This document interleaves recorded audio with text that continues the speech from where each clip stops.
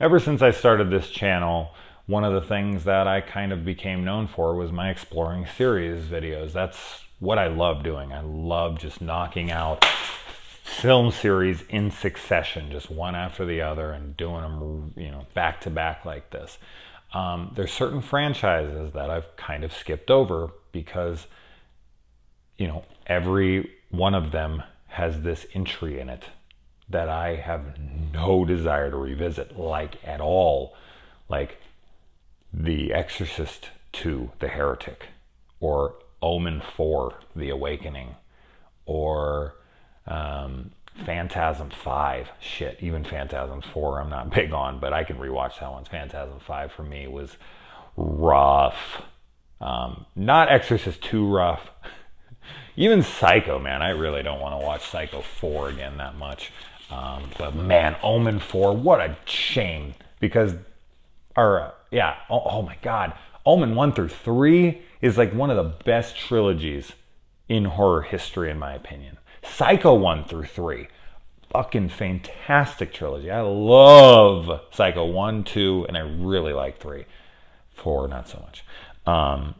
But yet another one that I've not done because I can't stand one of the entries is the Sleepaway Camp series. That fucking Return to Sleepaway Camp movie. Oh my God. And I'm not talking about the Sleepaway Camp 4. Okay, that doesn't even count. That shit is unwatchable. That production footage.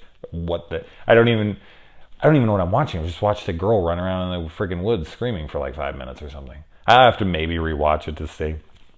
But anyways, let's talk about Sleepaway Camp. Now, this movie is considered a classic by pretty much any slasher fan. I would say that this is one of those films that, even though it's not well known, like if I was to go to a random person on the street and be like, "You ever heard of Sleepaway Camp?" the majority of them wouldn't have any idea what the fuck I'm talking about. If I said Friday the 13th, if I said Halloween, they would be like, "Yeah, of course, Nightmare on Elm Street, whatever." But I would say Sleepaway Camp is one of those kind of unknown classics, if you will. Like if you ask a lot of slasher fans, especially, like what their top 10 slasher films are, Sleepaway Camp usually falls in that list. And a good majority of the rest of them are films that most people have heard of if you go out and ask the average bear. So, not that no one knows about this one, but I just think that this is one that is kind of that hidden gem to most, to the average film watcher. But anyway, so now, how many of you saw this movie without knowing the ending? And what was your response to it? Because I think a lot of us went into this movie, because there's a lot of people who saw the sequels first. Mostly because that Sleepaway Camp 2 VHS box is probably one of the most memorable VHS boxes back in the the 90s or whatever, when we were all obsessed with going to the video store and renting shit. Like that great, I think it's on this version of it. Yeah, it's this the chick with the Jason Voorhees mask and the Freddy Krueger glove, like on the back here. Of course, this isn't the exact one, but that is the same picture. But I think that's why a lot of people rented that one. So that gives away the ending of Sleepaway Camp 1. Obviously, we're going to be talking spoilers here, people. If you haven't seen Sleepaway Camp and you know nothing about it, watch it before I talk about it. And come on back here and tell me what you thought about this film. I'm very curious. Now that you know that there's something at the end, I guess that kind of screws it up. But yes, go now. Shut it off. All right, so this twist ending here, I would say, is arguably the most memorable twist ending in horror. Like if you were talking to a straight horror fan, like a real horror fan, I can think of no twist ending that's as iconic. Just that fucking face. That fucking face that Angela is making. Like everyone knows that face. I could show you that face as a horror fan. immediately you're going to be like, taken right back to that scene. Everything's going to be playing in your head. I can't think of many other films. Now, I'm not saying it's the best one ever. It's just the one that sticks so well. Like, it's what you remember from this film first, I think. Most people, anyways. Definitely the thing that I think of, like, right when they say Sleepaway Camp, boom, Angela, that's that face she made. I don't think I did it good at all there. I don't think I did it at all, actually. I'm not going to try to attempt it again, though. Oh my God. I think Felissa Rose has that fucking look down now, though, big time. Isn't it like just wide open mouth? Like something like that? I don't know. Well, I don't know. I've never attempted the face before. I can't see myself when I do that because I'm looking over here. How'd that look? Was that a decent one? All right, I've talked for almost 6 minutes, and I haven't even talked about the damn movie yet much. So now we get this opening boat tragedy, and I feel like there's a couple different things at play here. And I got to watch this with a friend of mine, Rebecca. We were doing it on Skype. And this is like a favorite of hers. In Sleepaway Camp 2, she said, is like one of her favorite films of all time. Like, she's seen it 1,000 times. We were going to watch it together that night too, but things happened, whatever. But we did get to watch this one together, and we kind of got discussing about, a lot of things that happened in this movie, and just kind of our interpretations of things, and, how we saw this and how we saw that.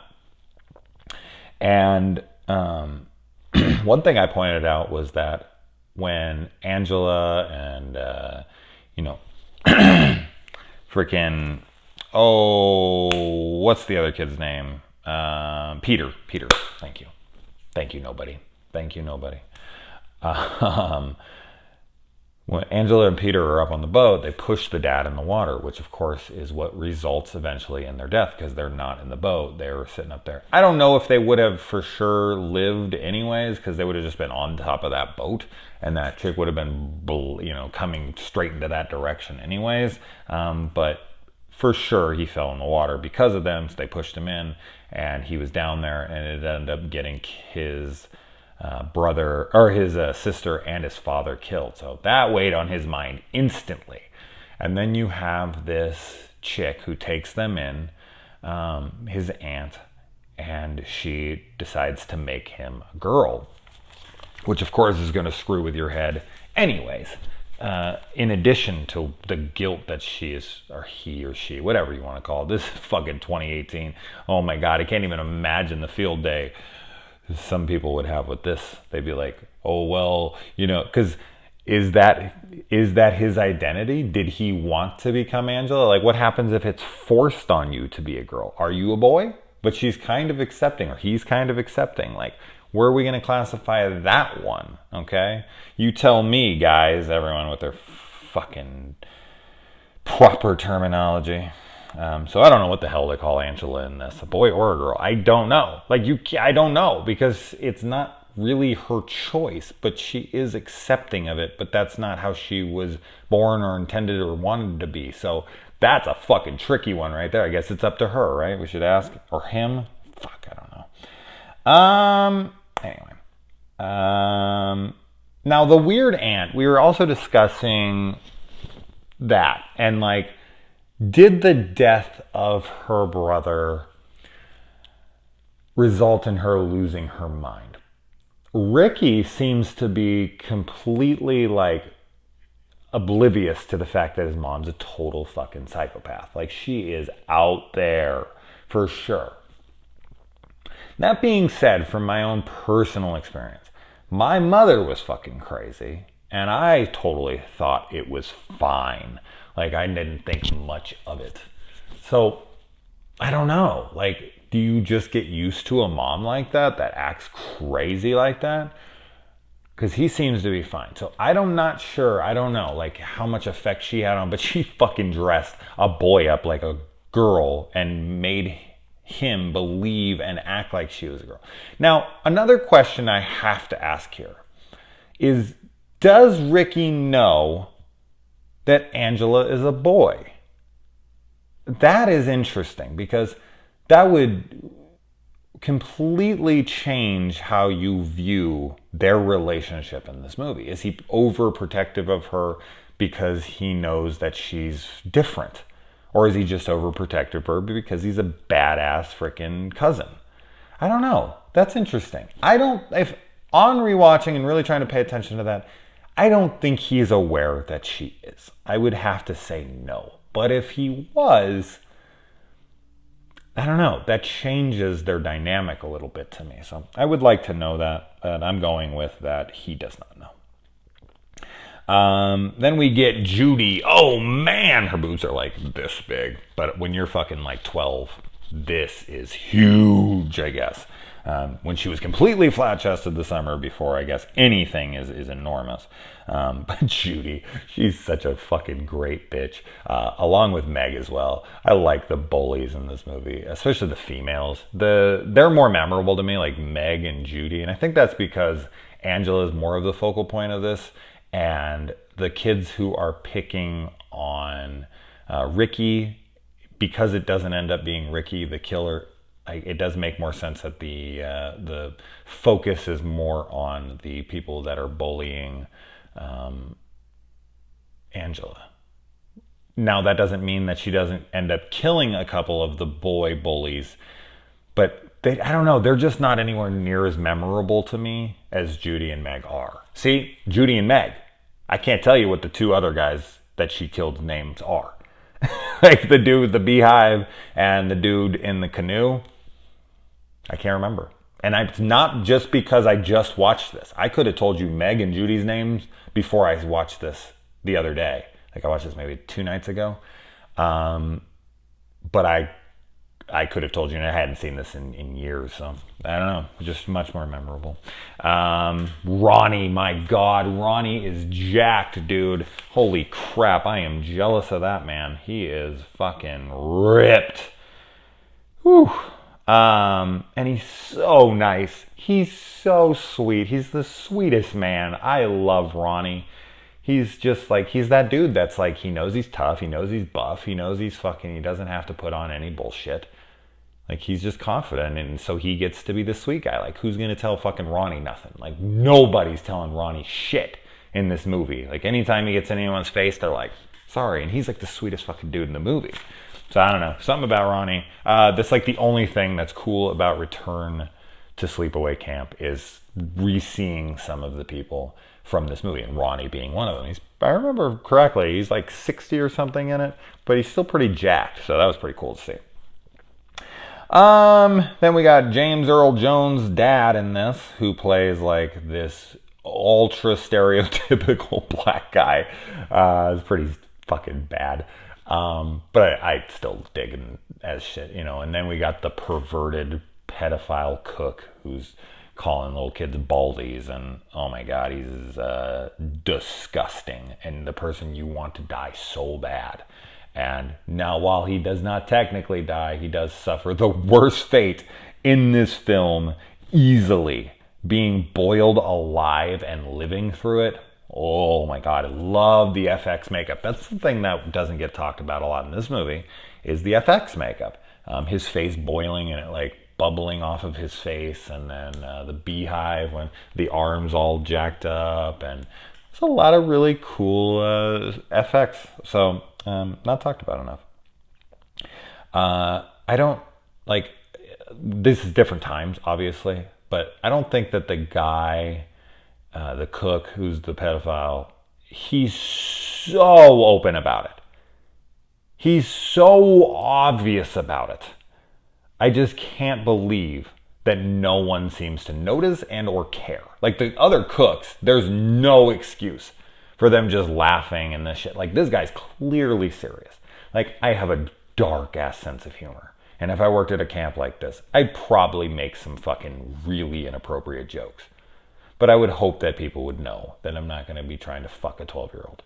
You know what I mean? Like, but this guy is clearly serious. He's taking little kids back into the walk-in, and no. And he comes out with his pants down, and he's like buckling his pants after kids are running out of there screaming.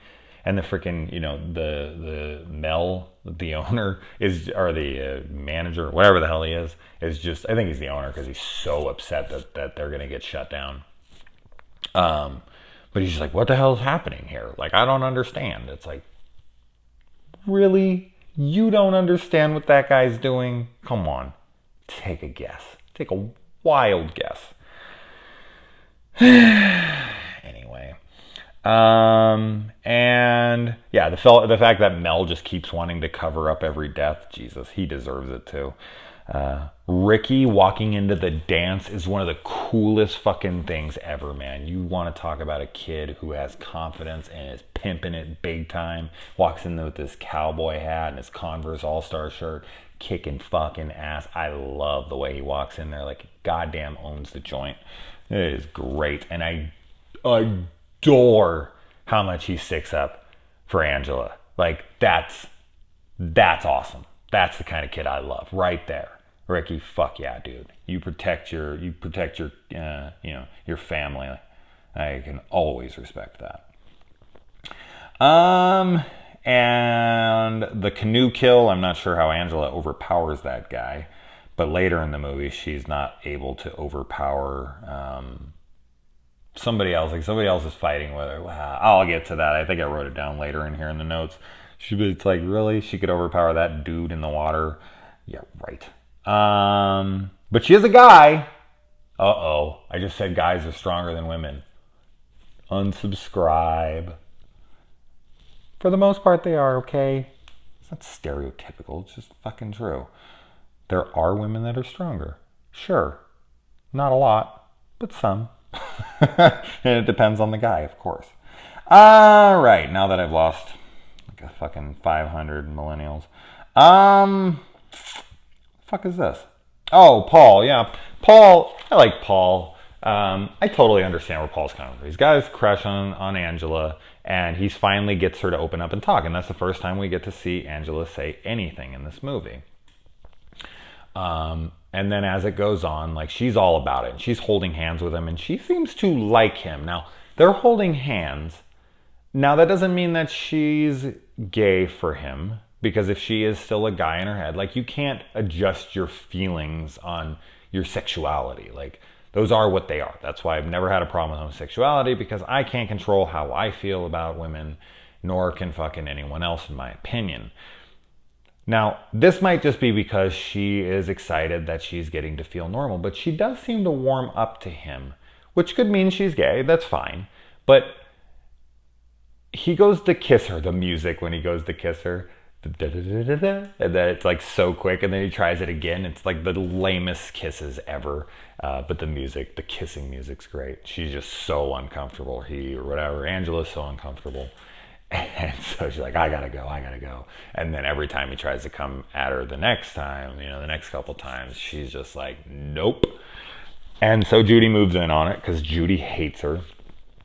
And, this is Judy. I mean, at the beginning of the movie, Paul is like, oh man, wait till you see Judy. And like, they clearly all think she's like the hottest shit in the camp.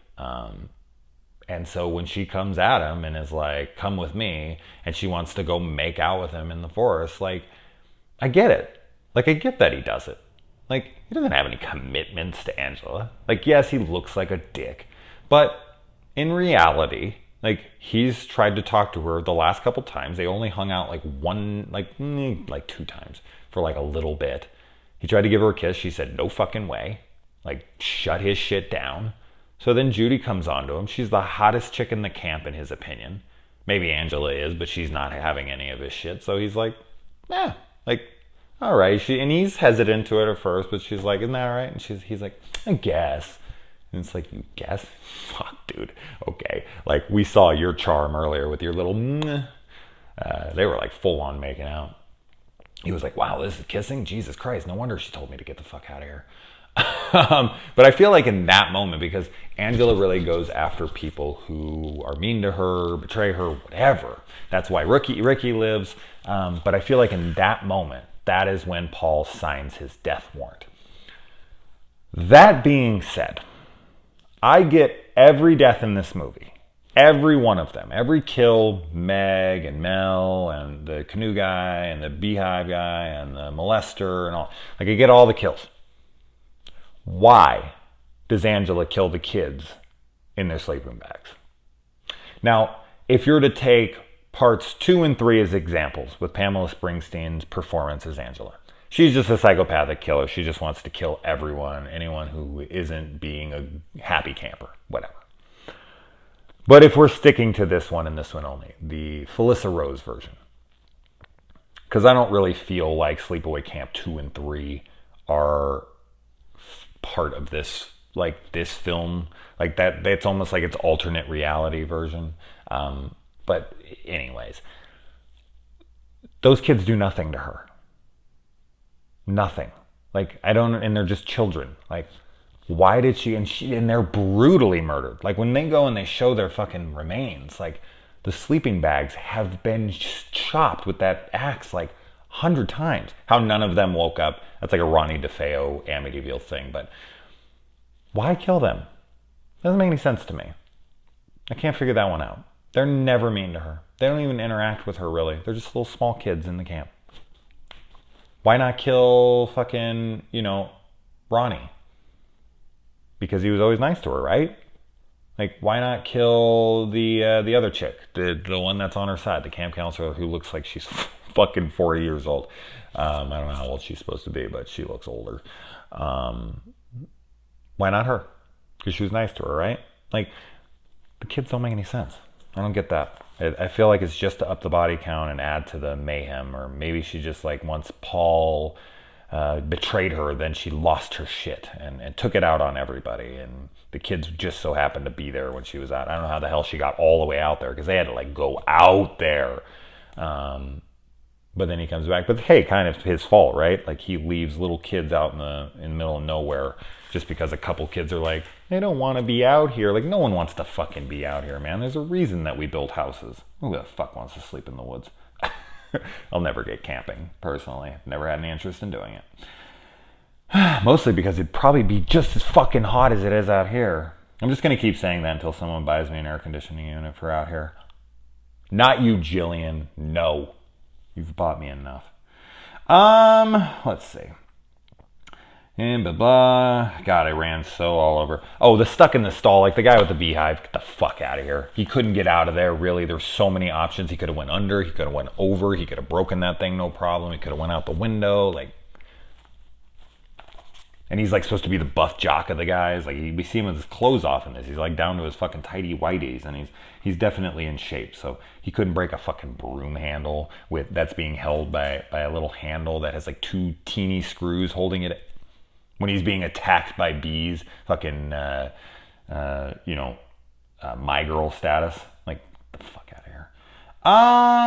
In case no one has any idea what the fuck I'm talking about with My Girl.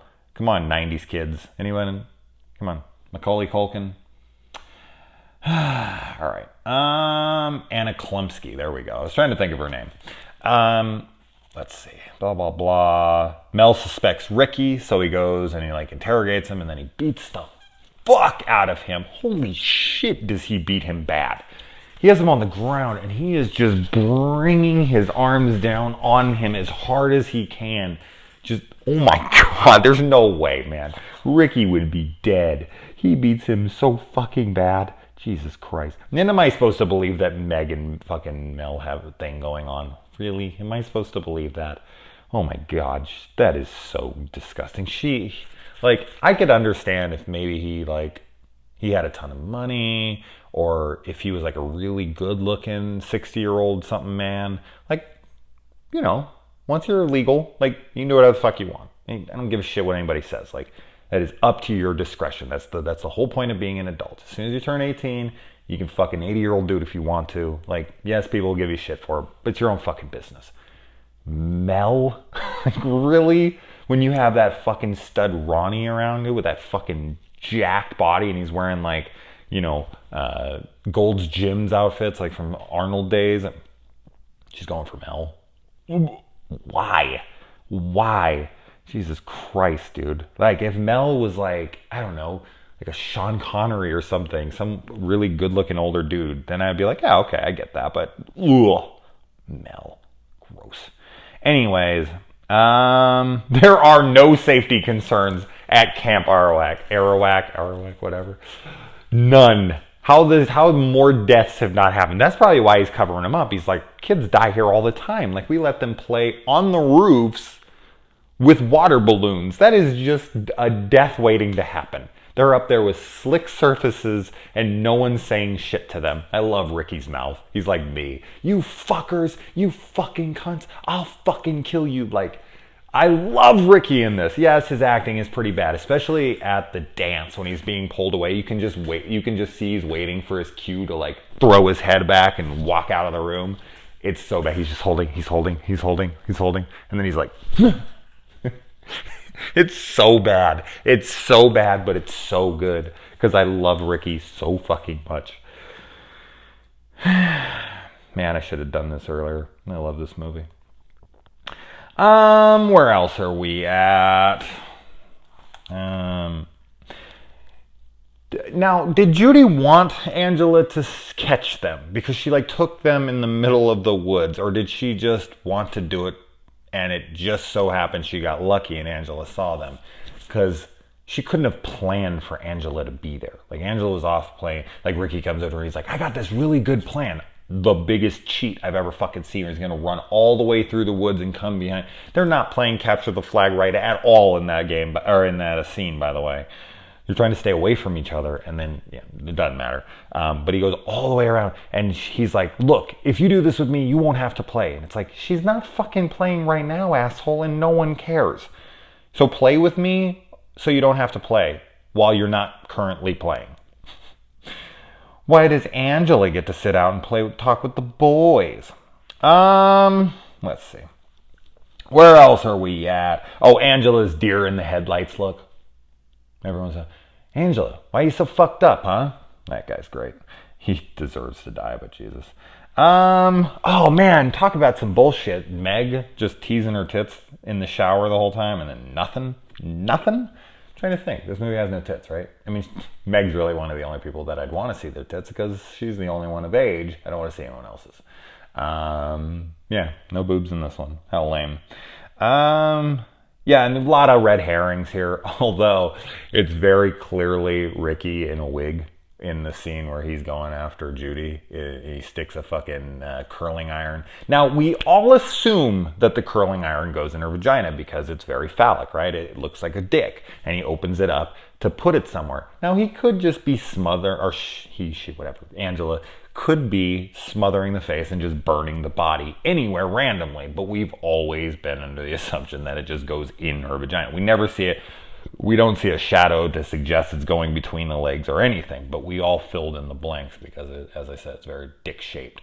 And a lot of people are like, well, that's not, like, that wouldn't kill somebody. It'd make them black out, but it wouldn't kill them. It's like, no, well, the face is being covered by the pillow and she is killed that way. This is just added torture.